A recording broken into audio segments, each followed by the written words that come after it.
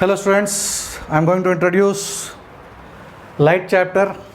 Don't worry whether it belongs to intermediate or 10th class or 6th class or 9th class. Basically light is light for all. I wanted to talk in terms of physics first. So light is a form of energy. Light will be in form of electromagnetic radiations around us. So around us, wherever we are on earth, we are surrounded by electromagnetic radiations. Even in space we are surrounded. There will be a lot of lengthy radiation, that is cosmic rays, hard X-rays, soft X-rays, ultraviolet rays, visible light which we are able to see, remaining things we can't see, microwaves, radio waves, so much big spectrum is there. Out of that, some portion of light is visible and our eyes are sensitive to that range. That is 4000 angstroms to 7000 angstroms. What is that? We will learn that later on, what is that part of wavelengths and all. But basically, understand light is a radiation. Light is a energy in form of radiation. This is interesting point. Light itself is invisible, but when it interacts with matter, solid, liquid or gas, it makes that matter visible. It makes the matter visible. So many students have don't accept this saying that light is visible. No sir, you are visible because of light and all. So in a simple experiment we can do with it. This is a Dettol bottle and this is a pure water without any impurities. So if I put light like this, you are able to see some small beam, and in air you are unable to see any beam. In air you are unable to see any beam. So in water, little you are seeing means there is some dust in it. If the dust would have been not there, you will see a dot here and here. In between you can't see anything, but you are able to see a little small beam inside. It's only because of that. So I will add dust in it. So this is water which is in which some chalk piece powder I introduced. Slowly I am putting in this water and I create a disturbance. Now it became little dirty water. I mean that chalk piece powder got soluble in it. Now see the brilliance. The brilliance has been increased compared to the previous light. Just if you check the video 1 minute earlier, you see that it became brilliant. Now when you shake and make the dust more and more dusty, you will see the light beam to be more intensified. When light interacts with matter, it's scattered by all the dust particles. That's why it is visible. See here, you can't see any light inside the bottle. See, outside the bottle you have light, but inside the bottle you are not seeing. We will fill up dust in it. So what we are doing is, we are having an agarbatti which is having a dust. So we will put into this bottle for little time until some considerable amount of dust, atmospheric, we create a dust in this. After creating dust, immediately we have to put the cap, otherwise that will be there inside, that will go away. So before the dust goes away, I am trapping the dust inside the Dettol bottle. Now see this. See, this whole bottle got illuminated. That is what is happening around us in the atmosphere. Sunlight, sun actually, if you go to outer space, complete outer space will be black. This kind of light you can't see it. This light you are seeing because of scattered things. So I see here now. Now if I open the bottle, slowly that dust will go away and light becomes dim.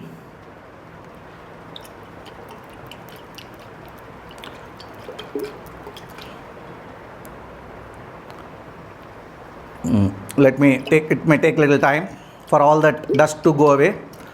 And now if you see the light, the portion becomes dim. Little more time if you give it, the light, all the gases what we have tried to add into this because of that agarbatti gets removed, and that less illuminated, and you can see it like a streak of light. And once all the dust goes away, you will see a dot here and you will see a dot here. In between, even though light is passing, you can't see any light in it. So I will try to re-establish what I wanted to say. Light is a form of energy. It will be in form of electromagnetic radiation. This is a little higher topic to discuss. Light itself is invisible. When it interacts with matter, it makes the things visible. Sky actually will be black in color, that we can see in night.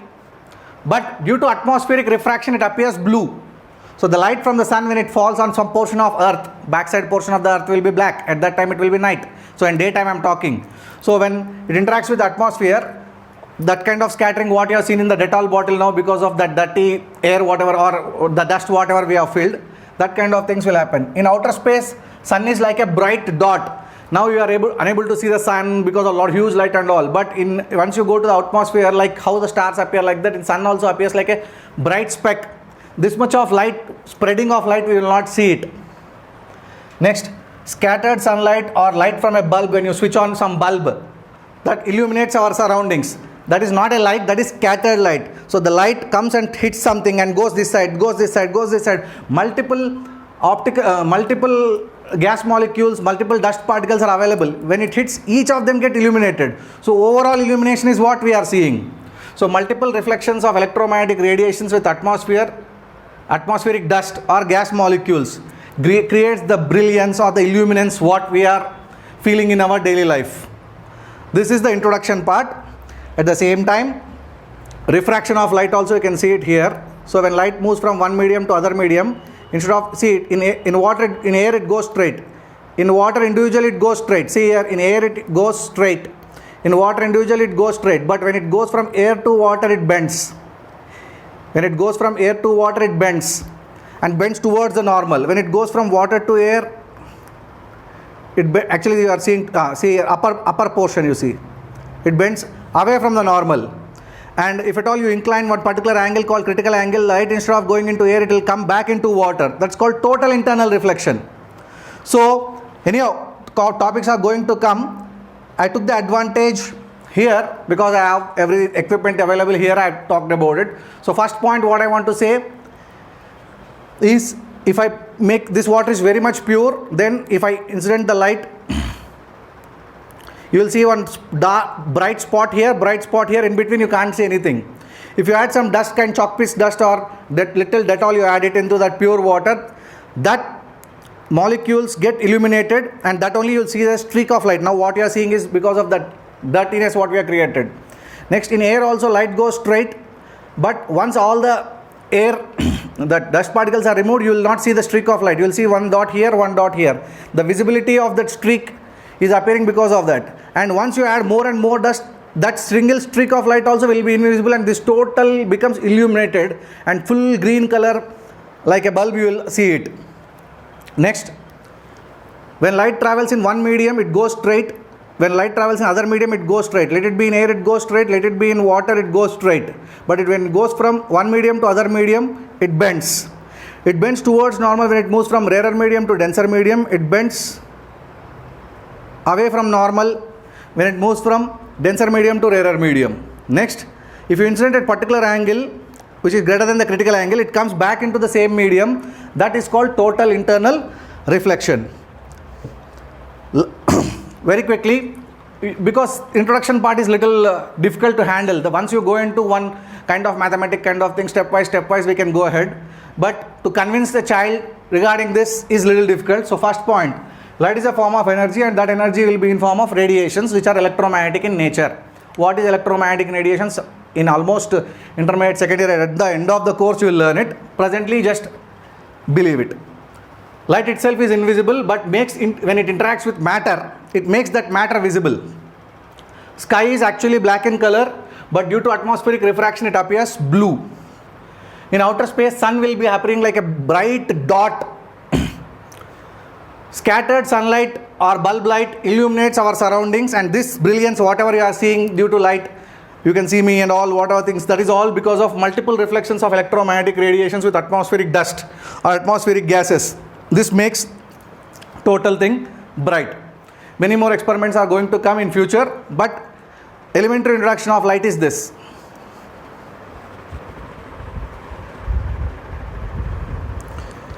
Yes. Elementary textbooks talk about these things.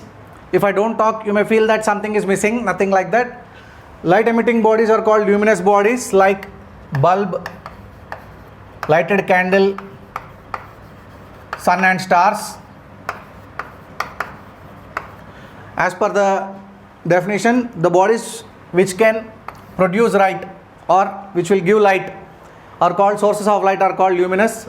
Other things are non-luminous. Table, chair,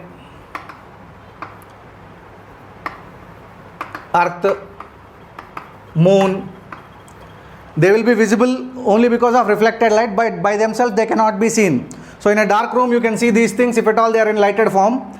In a dark room you cannot see them because some source of light should fall on them, then only they are visible. So there are two types of bodies, luminous and non-luminous. Coming to medium, there are three types of medium: transparent like air, pure water, pure glass, diamond, etc. The materials which allow light to pass through them is called transparent substance, which allow partially, that is ground glass, dirty water, oiled paper, which partially allow light and partially block the light, come under translucent materials. Opaque materials, matter which is opaque, wood, rubber, plastic.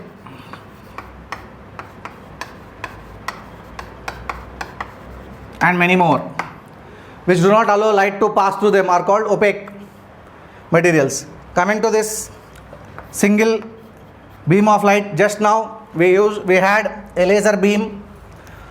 So in this way,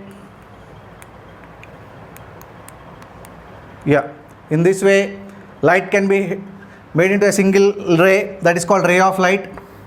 Multiple rays of light can be called as parallel beam. If the rays are coming to one point, it's called convergent beam. From one point they are going to other places, they are called divergent beam. You don't need to define them specifically. Basically, just by drawing itself you can understand that ray of light, parallel beam of light, convergent beam and divergent beam.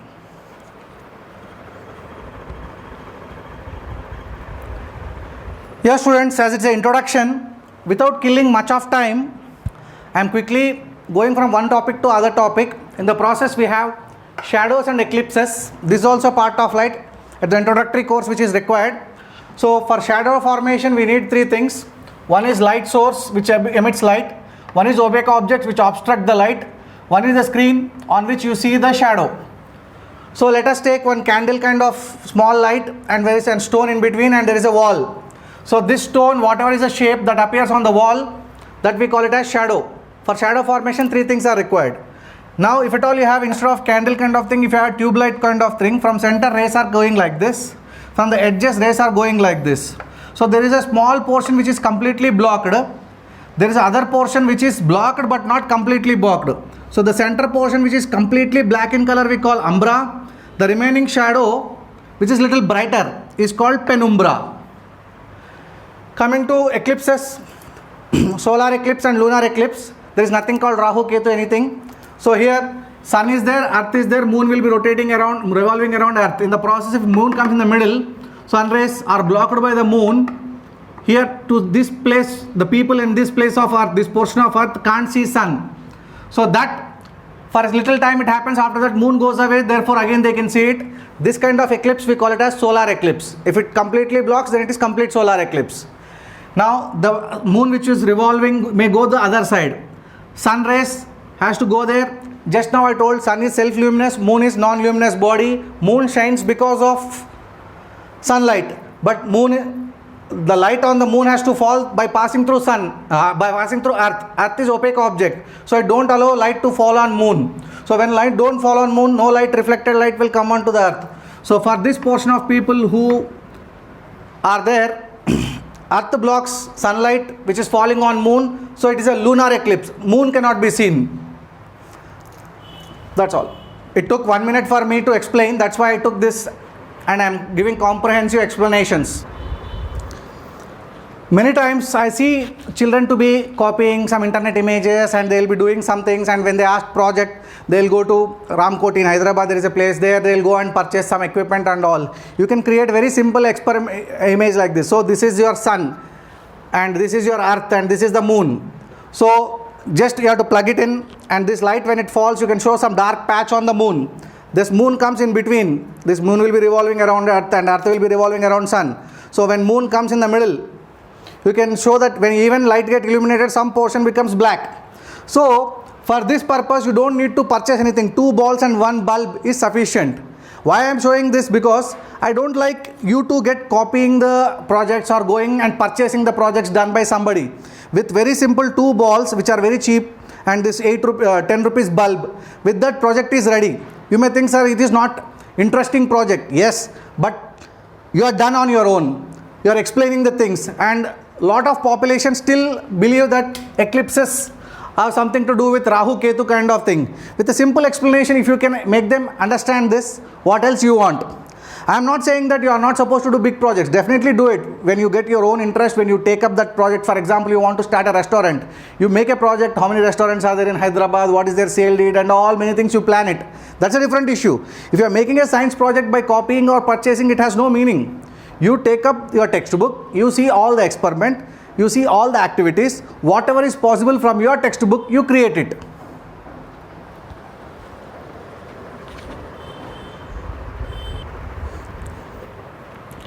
Yes, students, as I am taking full liberty of introducing light to you, so to the extent possible, the words what you encounter when you are reading books, that ought to be at least in your mind. Then when we properly go into reflection, refraction, their theories, the mathematics involved, the problems involved when we are doing, your mind will be little settled. So these are the new words which you are going to see. Theories of light. There are 4 theories of light: Newton corpuscular theory, Eigen wave theory, Maxwell electromagnetic wave theory, Planck's quantum theory, which will introduce Einstein concept of photon.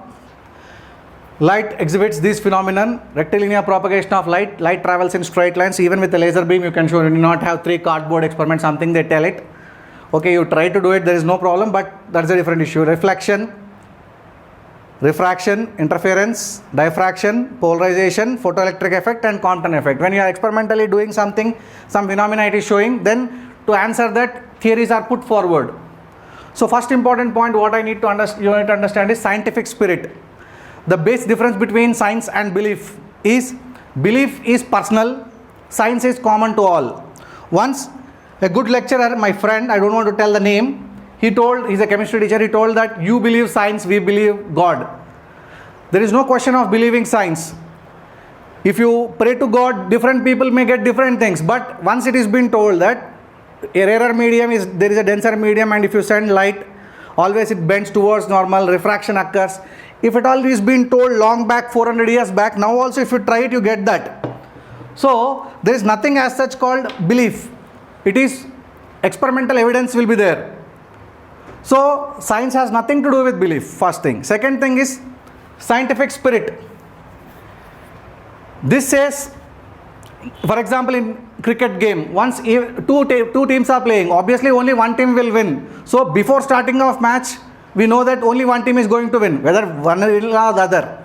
Finally, one team, when it loses, it shakes the team, congratulates the team and goes away. That's called team spirit. In politics, you don't see it. If somebody done good thing, other person may not appreciate that.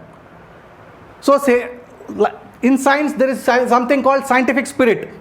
If you see Newton's status with respect to Huygens, not to use that wrong word, but it's like, he's like Ambani in physics, and this is some postman kind of physics compared to the research levels and all. But still, once Huygens put forward his theory, which is empirically tested, experimentally it's having value, Newton theory has been discarded. Newton has done so many contributions in physics. There is no difference at all. But when we put a fact and talk, when we put an experimental evidence and talk, Newton also will appreciate Huygens. Here there is nothing called as level, how many patents you have, how much research you have done. This is not a question. This spirit is called scientific spirit. Many students, they feel little unhappiness they will show whenever I talk about dual nature of light. Light has both particle nature and wave nature. When I wanted to explain, they are uncomfortable. They say that take one side, sir. Other you say light is a particle. Otherwise you say light is a wave. But don't take. That is like they are like politicians. Those who don't have spirit. When they win only they are happy. The others win, they don't want to be happy. It's not the question. Altogether what's happening. That is, we will see it in sports. So team spirit. Similarly, here scientific spirit. Let us come back to this. Rectilinear propagation of light tells that light travels in straight lines, for which simple 3 cardboard experiment what you do, or even just put a laser, it will go straight long distance. You can see that light travels in straight lines. Reflection, In front of a mirror, if you put the laser beam, it hits and goes in V shape. As you increase the angle of inclination it will increase. So coming back to the same medium of incidence, reflection.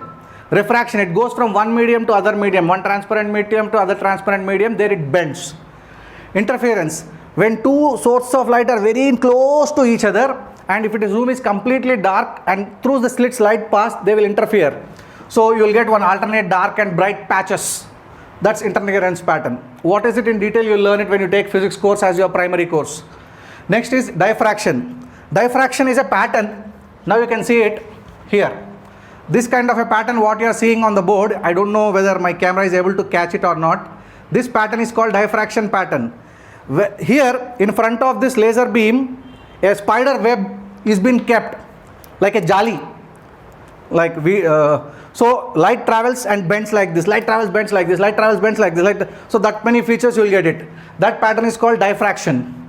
Polarization, whenever you see these welders, they use some glasses in front of them and they do welding. Intensity is considerably less. If they do the direct welding, for few days their eyesight will go away. But when they use that, long time they sustain, because intensity hundreds of time it decreases.